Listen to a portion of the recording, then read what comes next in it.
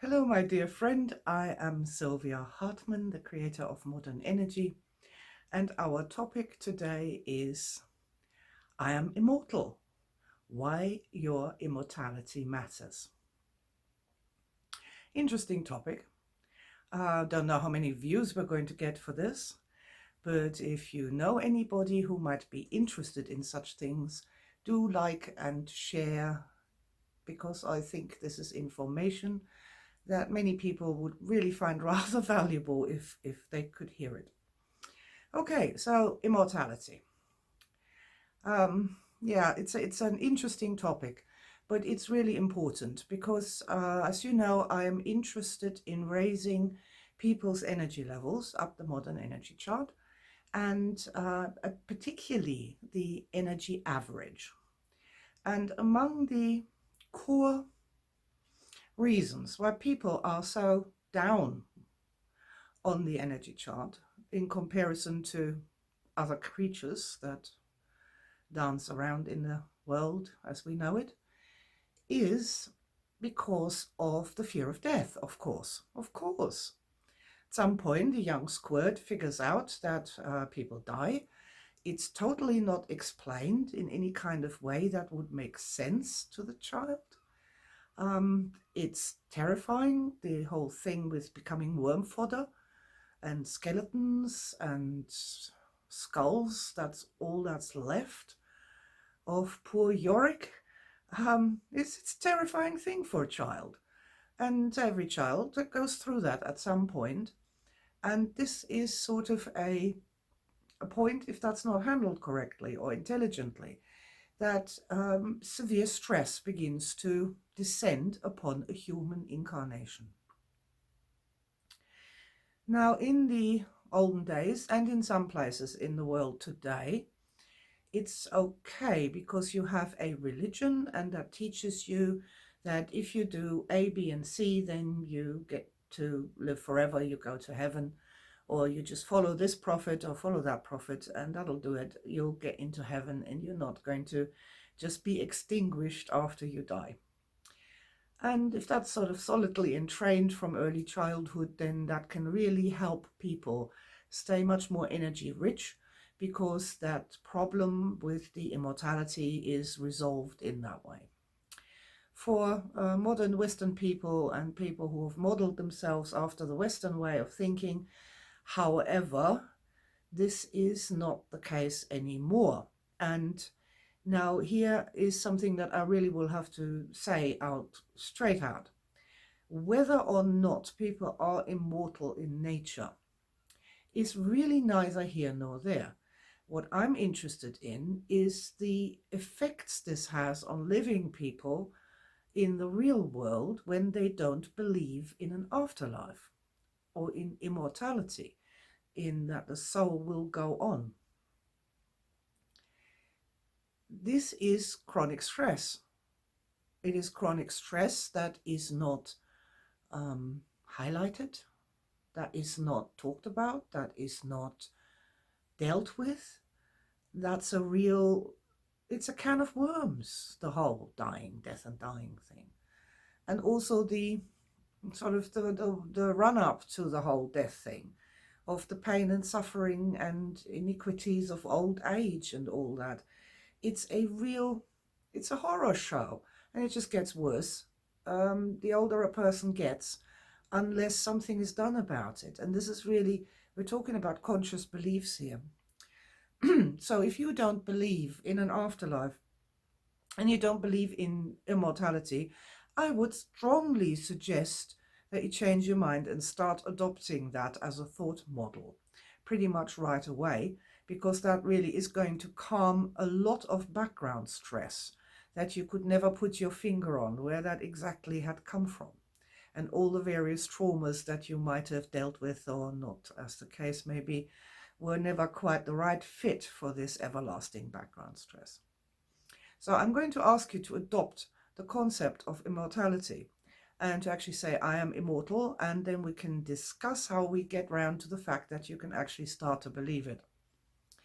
In modern energy, we have a thought system where we're saying that we have a real energy body, And it has these energy organs that are, like the heart and like the brain. That's the energy mind. And, you've got the energy stomach and all of those things. And I don't really like chakras, but, that sort of thing. And it is my assertion that I have satisfied myself in the idea that the soul is not actually tied to any physical reflection in the physical body. So it's not the pineal gland or such baloney. The soul is a completely non-physical system. It has no connection, no correlation with any physical organ. And that is why it can go on after the demise of the physical body. I've also formed the conclusion that at the moment of death, our high positive experiences of this lifetime get uploaded into this energy system. And it is those high positives that then empower, literally empower the soul to go on into an afterlife. And that's my thought model for that.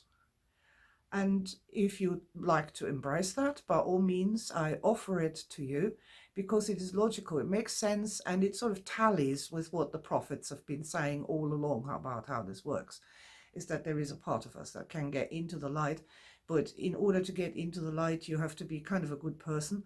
And instead of just being a pretend good person, like you see so many religious people who are really bitter and twisted and angry, but they're pretending to be good people. In my book, a good person is somebody who's actually happy and energy high and loving and enlightened and has these high energy star experiences in their lives of all sorts of wonderful things happening to them that enlighten them to the greater reality of the beautiful universe in which we live. So I think that to adopt the idea quite consciously, I am immortal, is of the essence to raise our energy average. This is really important. And on so many different levels. The so-called iniquities of old age, we don't know how much less worse all of that would be if people weren't more and more frightened and scared and terrified and depressed and stressed, and their energy bodies literally shaking themselves apart. There is no need for that. There really is no need for that. The energy body can be strong and powerful, and it even is my assertion that as we get older, it's supposed to get bigger and more powerful with the more star experiences inside of it, more enlightened. That the older you are, the more powerful your energy body becomes. And that there comes this crossover point where the energy body is just more than the physical body. And then we're getting ready for this transition into immortality, into personal immortality. So I think that actively adopting the idea of structural immortality is really valuable on many different levels. Absolutely, first of all, as a stress relief. Absolutely, the first of all, as a stress relief. To calm the poor conscious mind that's been freaking out ever since the little squirt first discovered the reality of physical death. So that's really the very first thing why your immortality matters, why embracing the concept of your immortality is so important, really important. And the older you get, the more important it becomes. There are so many other aspects to this.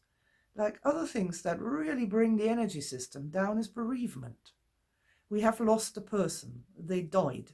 They're nothing but worm fodder now, in some cold grave.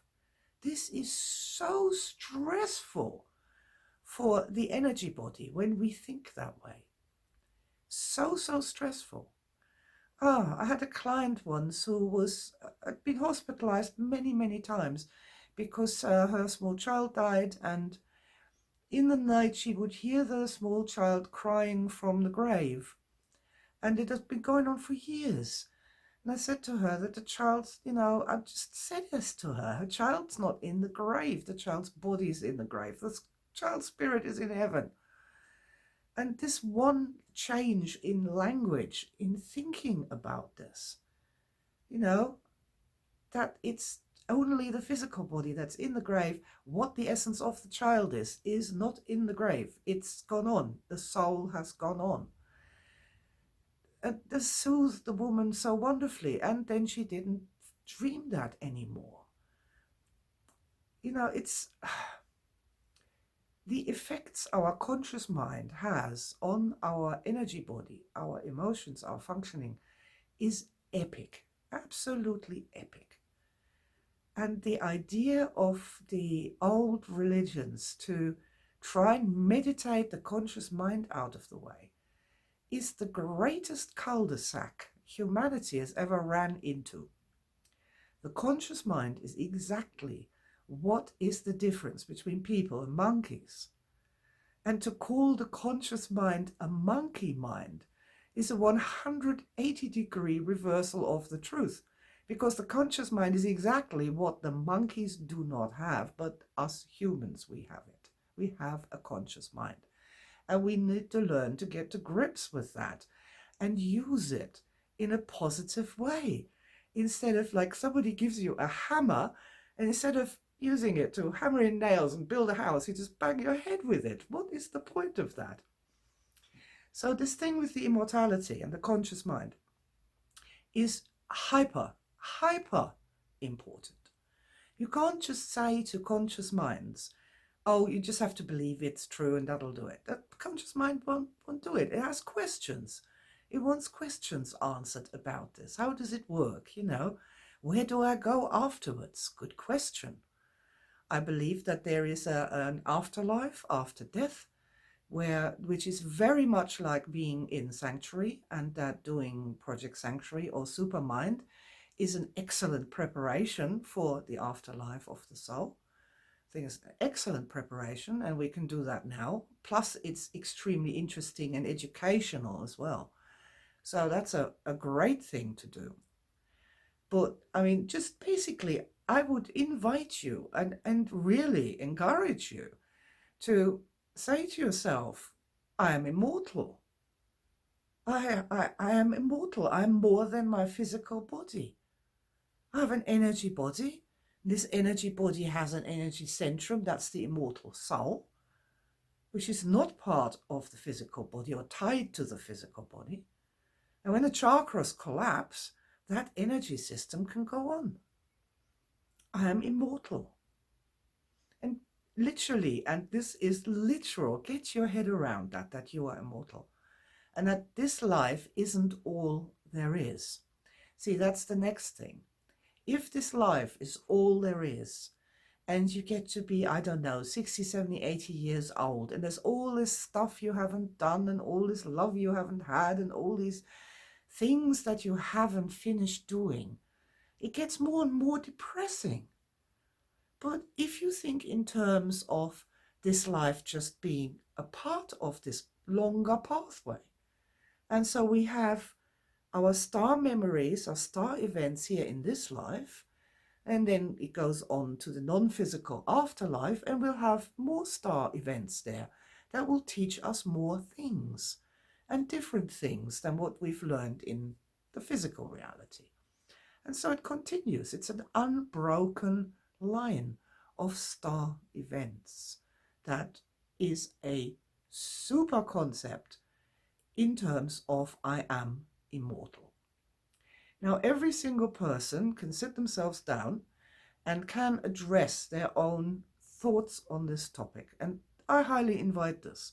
Turn off the mobile phone for a little while, sit down and say, I'm immortal.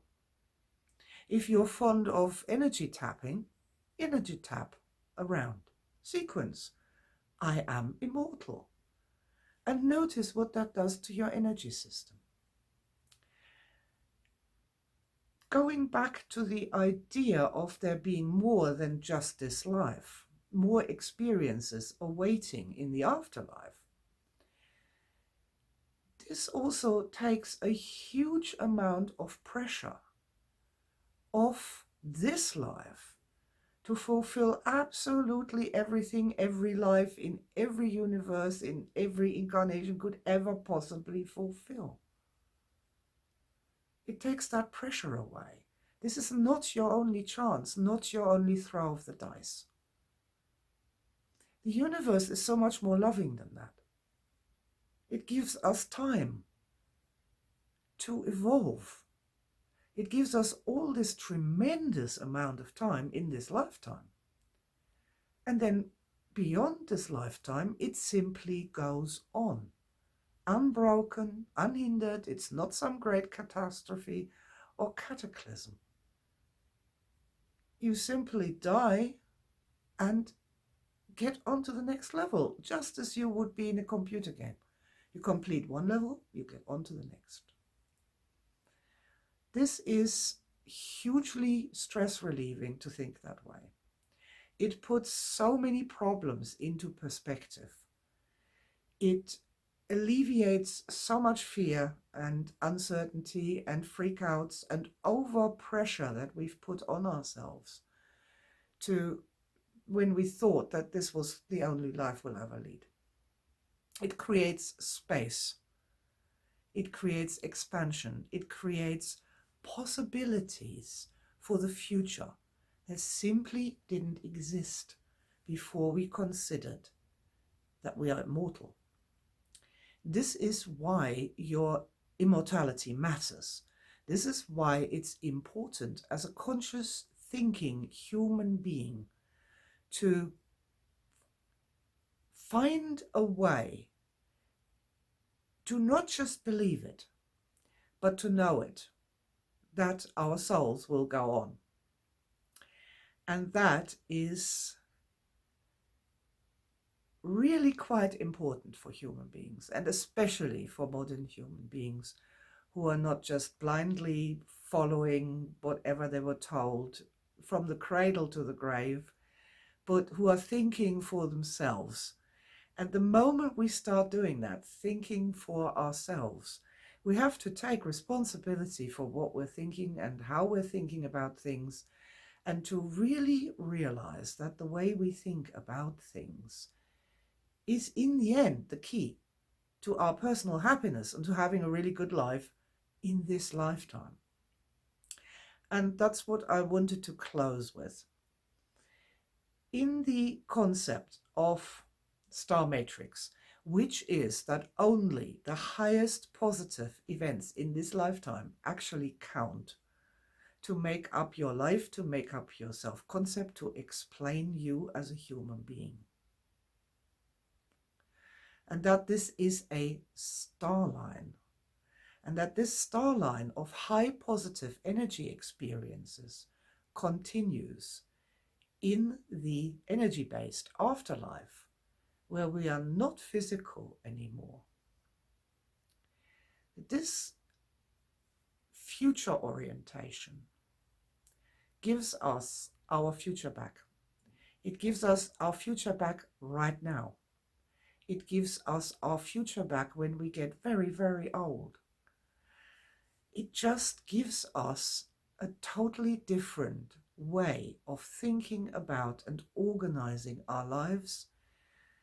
And it relieves this enormous stress burden, this dual stress burden of being terrified of physical death and the run-up to it, and of having to do everything in this lifetime. And if you didn't manage to do everything in this lifetime, then your lifetime was a disappointment. And that's just simply not true. That's really the important thing. And this is why your immortality matters. It really does. So by all means, assume the heart position and say it, I am immortal. And when you say that, where do you feel that in your body? Does it give you a headache or a pressure here or there? It's only energy, soften and flow. I am immortal.